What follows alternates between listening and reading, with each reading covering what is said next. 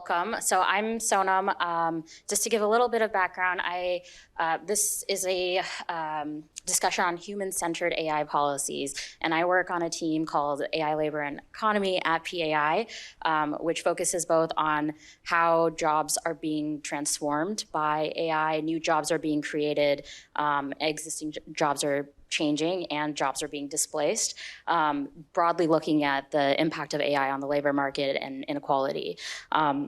One of the areas that we focused on is the impact on data enrichment workers. So this is one of the areas which is a new job that is being created by the rise in demand in AI, but oftentimes these workers face really precarious conditions and aren't really even considered workers in many cases. And so we've been trying to work on that. We've convened a multi-stakeholder group to figure out what we want the industry to focus on in terms of improving conditions for data enrichment workers, and have been working with our partner community to advance the adoption of those guidelines, which are also a part of the safety deployment guidelines that were released yesterday, which is very exciting. But I'm really excited for this conversation because I think this is a part of the story that doesn't always get discussed as much, but at the center of artificial intelligence is human intelligence. So at its best, artificial intelligence is a model of human intelligence, and the process by which we embed human intelligence into our AI models is partially through human feedback and labeling data. And so very, very excited to bring that conversation back and use this opportunity to recenter our conversation about AI on humans. And I think there's a lot of value in framing responsible and ethical AI principles and, as a human rights issue. And so really excited for us to dive into what it looks like to build a future where AI really benefits humans and societies, how to make sure that the impact on humans is at the forefront of our efforts.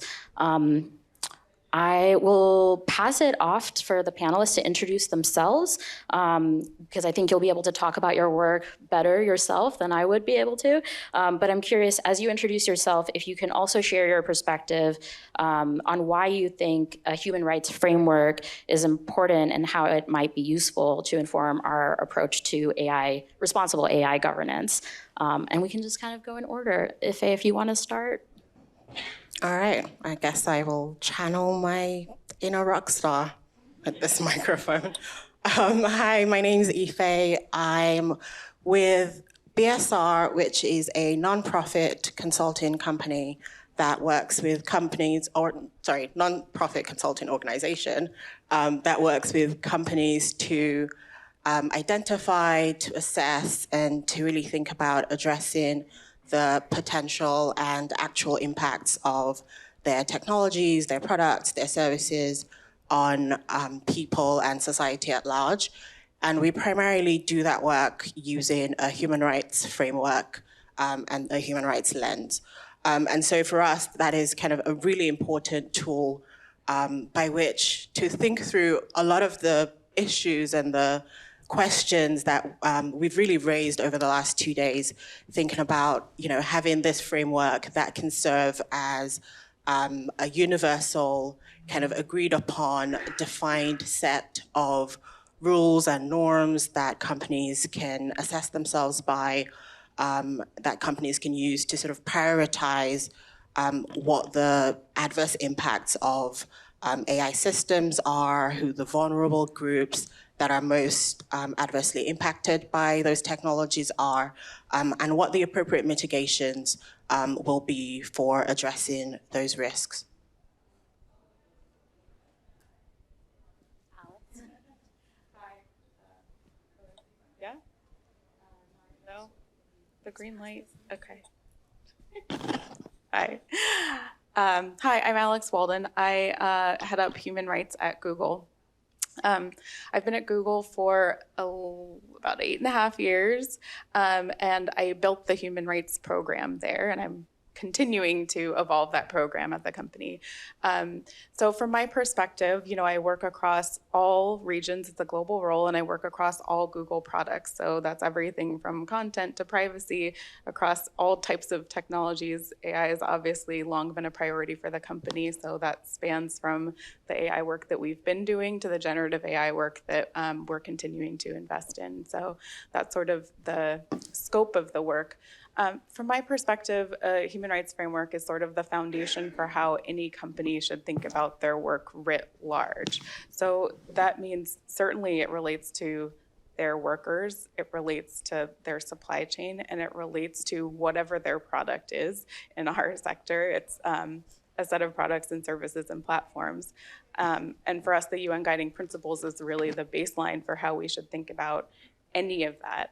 Our AI Principles is a place where we sort of talk about specific AI kind of concepts. But again, we have a red line focused on international law and human rights. And so that sort of sets the baseline that anything we do needs to be compliant with our responsibilities as it relates to human rights. And then on top of that, we have these sort of set of other ideas, be socially beneficial, and like things that that sort of underscore human rights that are particularly salient in the AI context. Surveillance is one in particular. So that's just to say, I think the human rights framework is an important place to start because it is a place where governments already have buy-in and there are already responsibilities for the private sector. And so anything additional, certainly as we come across novel issues, that space to explore what can come of a human rights framework, but it should be the foundation, and we shouldn't reinvent the wheel in terms of concepts where we have shared understanding. Thank you. Thank you. So good afternoon, everyone. My name is Bruno Bioni. I'm Executive Director of Data Privacy Brazil. Data Privacy Brazil is an intersection space between two organizations.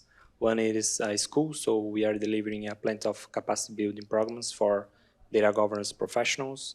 And the second one is a research association, so we are delivering and conducting empirical and theoretical research with public interest with regards to emerging technology and the impacts on fundamental rights. So thank you so much for the invitation. I think PAI is a great platform, a multi-stakeholder platform, to have those kind of discussions. So congratulations, Rebecca, and your fantastic team. And with regards to your questions, I think that if you should, or at least we think about how to reframe, like it's not a question about why human rights framework, it's an important tool component to inform AI responsible development, but we should be asking how human rights framework is important component to inform AI responsible development. But we think to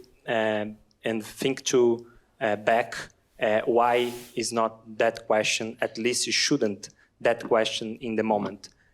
Because basically the self-regulation and the whole ethics narrative about AI has failed like for the past few years. We are still seeing how AI systems are not only systematically violating some specific human rights, but also they are amplifying some violations of human rights. So that's why we are in this timeline right now. We are thinking seriously to consider hard law, not only soft law, to frame properly this debate. And then I can give you some examples that we are also discussing, not only in Brazil, but also in the region or even globally as well. So when we are thinking about hard law, such as AI Act, but also the regulatory proposal that we are discussing in Brazil, when we have to consider to ask and also to debate what kind of unacceptable risks we are not considering. So specific prohibitive norms that sets that is not considered, that's not being acceptable in a democratic society. This is about human rights, trying to drawing a line that we are going to have a red line in that regard. So the whole discussion about facial recognition, the whole discussion about cognitive vulnerability, addition. So those are human rights that should be in the front line of any kind of designing AI system. So we are going to have like a really tough debate in local levels, not only EU, but also in Brazil and other possible jurisdictions, in a way that what kind of regulation we are going to have. We are going to have a more fundamental rights-oriented approach or a weak human rights-oriented approach. Like the discussion that you are having here in EU about biometric data for police enforcement, biometric data for immigration. It's a really important issue in a way that we are going to develop national laws that amplifies the protection of human rights. So I'm interested to know how the future debate will be calibrated and will be, from the departure part of view, how human rights calibrate the risks and not the risks of AI systems calibrate the rights, which is a very interesting discussion in terms of interoperability. Because when we are thinking about interoperability, not from the normative point of view, but also from the technological point of view, we used to use the risks-based approach as the key element for having or for thinking interoperability. We used to, and we should have, human rights phrase approach as a key element of having interoperability mechanisms, not only from the normative point of view, but also from the tech point of view. And the second issue that I'd like to highlight is also how those regulations will open the room for public scrutiny. I think we are still having a debate without evidence, without data, without reducing the asymmetry of information, and that's key as well to have a human rights approach that is reality and not only promise. And then I will later on develop what kind of tools we should have in that regard. I'm curious, that's a good question to raise as well. It's the how. And I'm curious from Ife and Alex, given your perspective working with industry as well, what infrastructure needs to exist to enable companies to incorporate human rights considerations into how they assess risks more broadly? What support do they need, or what needs to change for us to anticipate human rights risks? I'll start, sure. So, I mean, it's hard for me to, I'm a little biased, but from my perspective, I think companies need to have human rights functions. That's sort of the way, and I know the sort of bigger the company, the more capable they are of having non-essential, well, is it non-essential, but sort of like the smaller the company, the sort of less staff they have, and so more people need to cover more things. The bigger the company, the I think more variety of specialists they often have. But ultimately, if we think human rights is a priority, if we think harms related to rights is a priority, then that should be a priority for companies. And that means they need to have a function that's focused on those issues.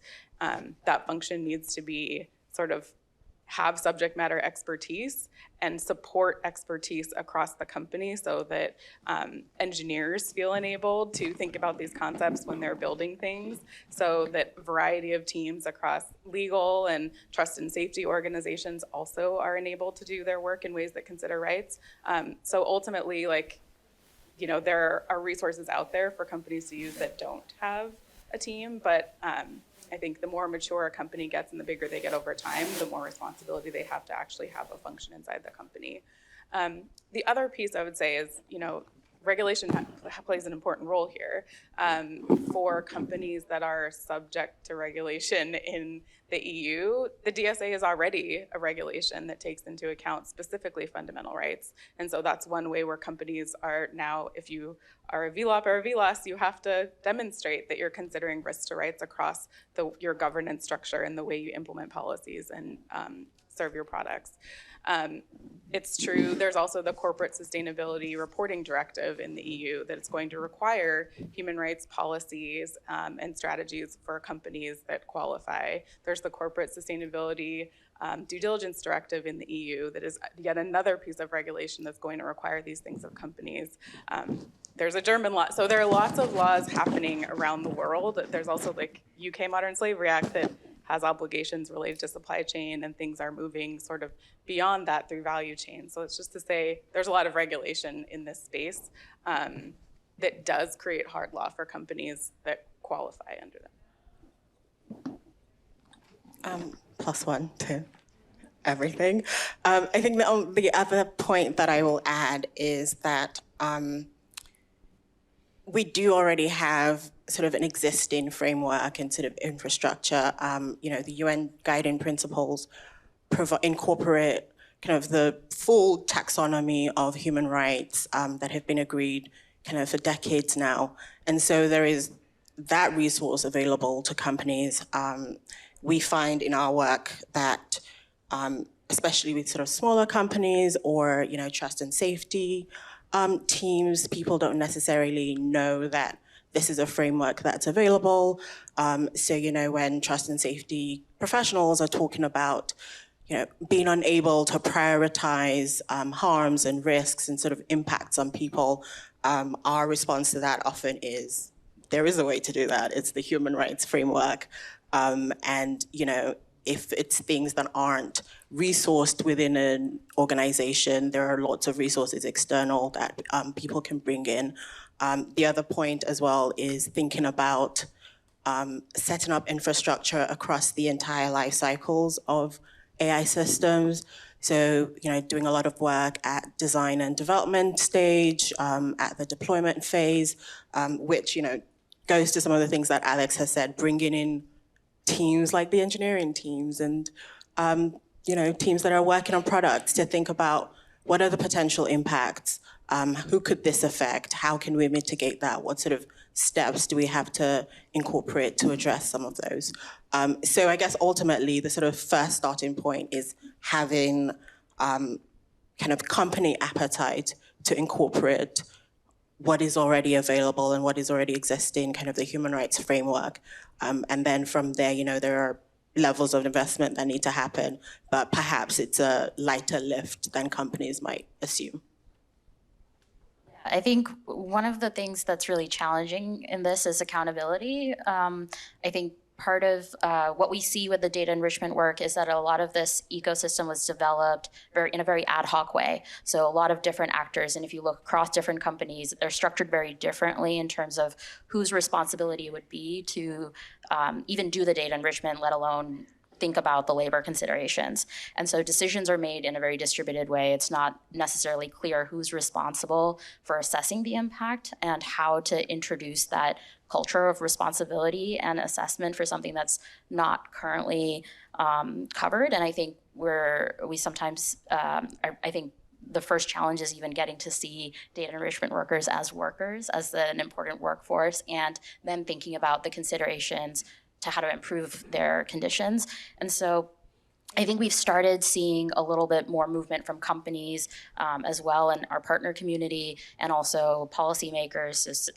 Senators in the US sent out a letter to AI companies last month to ask about their data enrichment practices, which was really helpful. But I'm kind of curious what you see as the relationship between industry and policymakers, especially in areas where it's underregulated. And it's like in the case of data enrichment workers, we're talking about an international labor market that's digitally arbitrated, so it's not always clear whose jurisdiction it's under to extend legislation.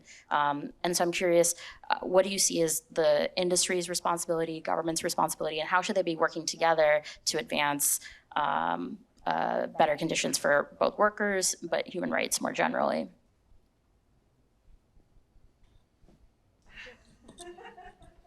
Yeah, so that's the question and also discussion.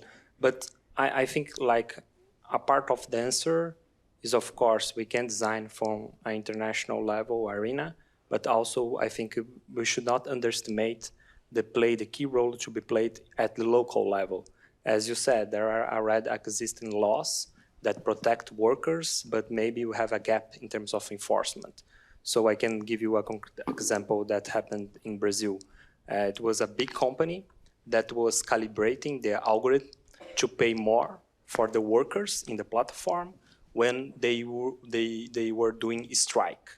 So this is a violation, a clear violation of fundamental rights, the collective rights of the workers. So the case started, and the Federal Public Minister for Workers decided to go as a consent order.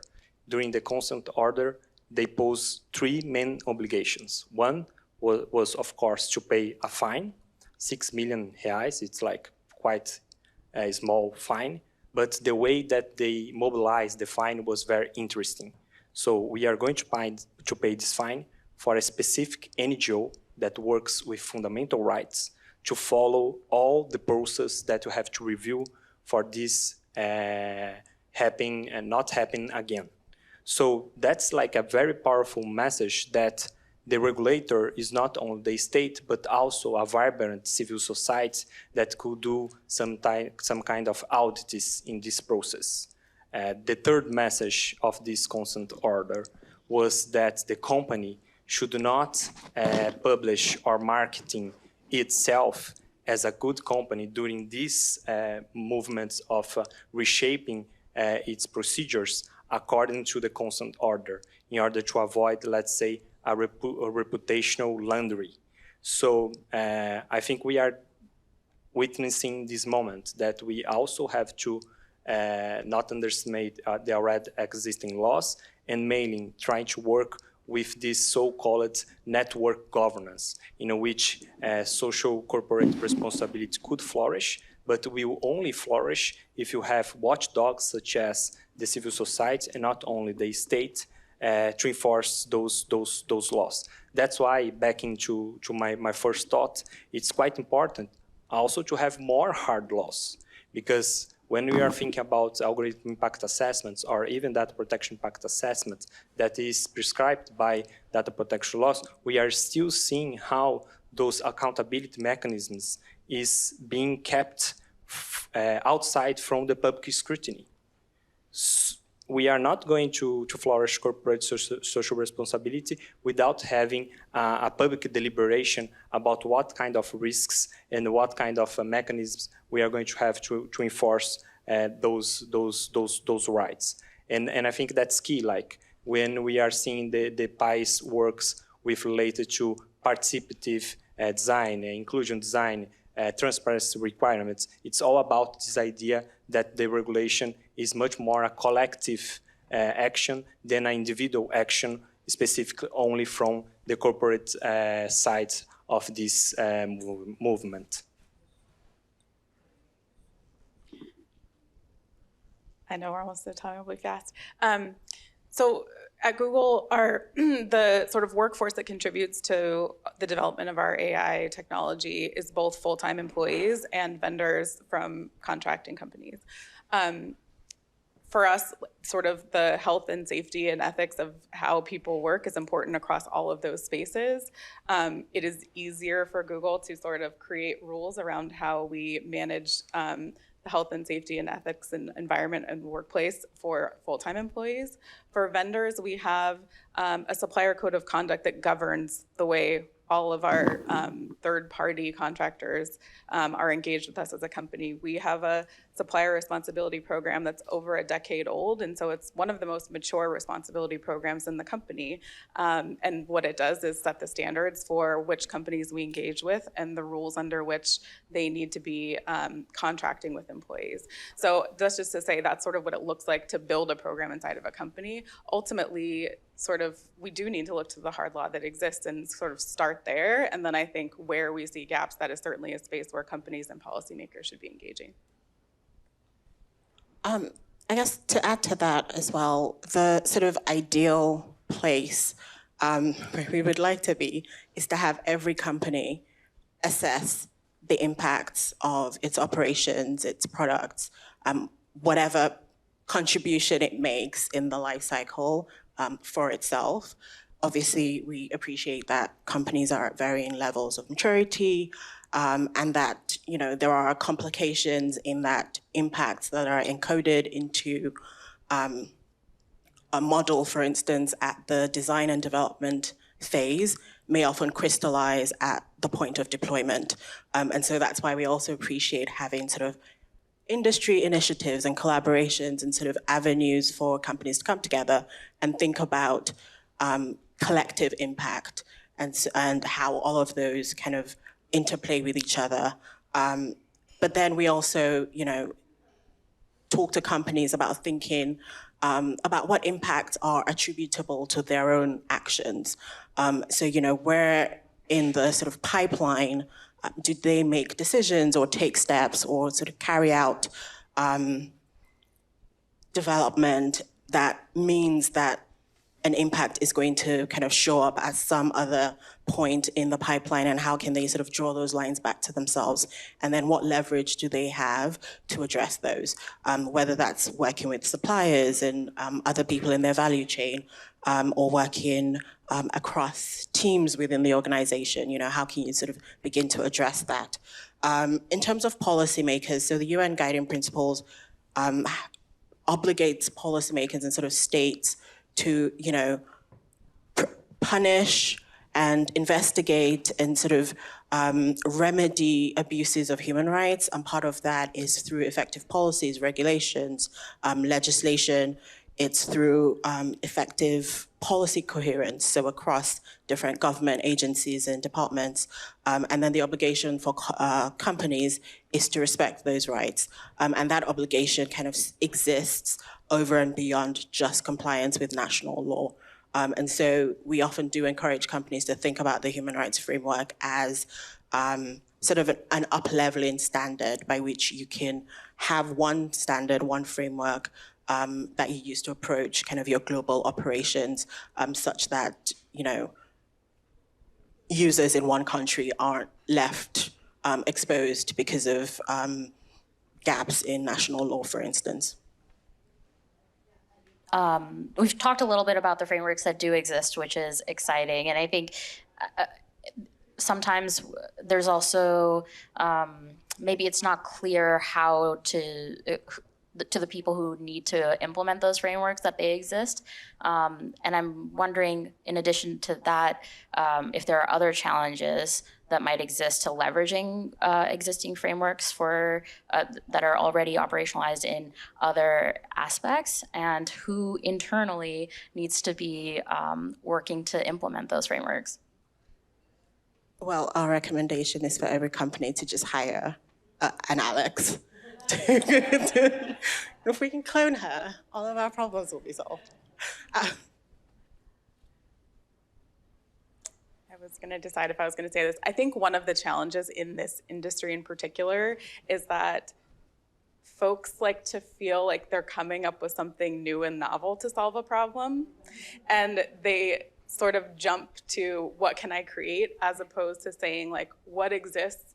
Is it good enough? And then if there are gaps, then how do we be creative about filling those gaps? I think lots of the culture of the industry is to just jump to, I can think of something more interesting and better. I think the kind of humankind has been working on solving human rights problems for all of time. And so the technology community has a lot to add to that conversation, but I think sort of starting with the foundations of these frameworks is one that it just requires a lot of education. One, because the leadership of companies don't come from these disciplines. And so it's sort of, you have to start there from the top. And then obviously it's not a requirement in engineering school or in business school. And so like, you just have to start permeating the organization. So if it's not there from the beginning, there's a lot of work that needs to happen to kind of shift the culture at companies.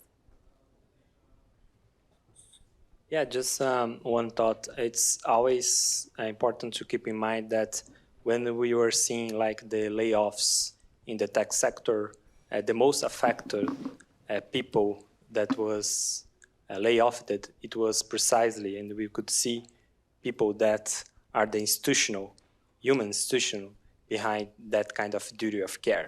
So I think we also should be aware in which moment that we are, because when have some kind of economic justice to do, we are seeing that the private sector is killing precisely the human institution behind that kind of duty of care. That's why I back to my point, like we have to think about that kind of collective action efforts and how these upcoming layers of regulation or even the already existing regulations opens room in a way that we can have also the civil society and also academia trying to get access to those data in order to reduce the asymmetry of information. So for instance, at least for me as a Brazilian and not an European citizen, one of the most important parts of DSA is the provision with regards data access to conduct research. That's going to impact beyond EU, and that's going to be very, very, very useful mechanisms in order to reduce that kind of asymmetry of information. But then comes to the question, who are going to be considered as vested researchers? Global South, of course, will not match all the standards in terms of security information to get those access in comparison to a European university. But all the societal effects, side effects of AI in the field is precisely hurting more Global South countries. So if you think about precarious work, the case is Kenya. If you think about environmental side effects, it's in Amazon, because we are seeing illegal extract of minerals that are being used to build the ships, the material effects of AI. So in that regard, I'm also advocating how we can see all regulatory layers in which that we can have a policy based on evidence. And we are still struggling with these basic elements to have a more informative discussion.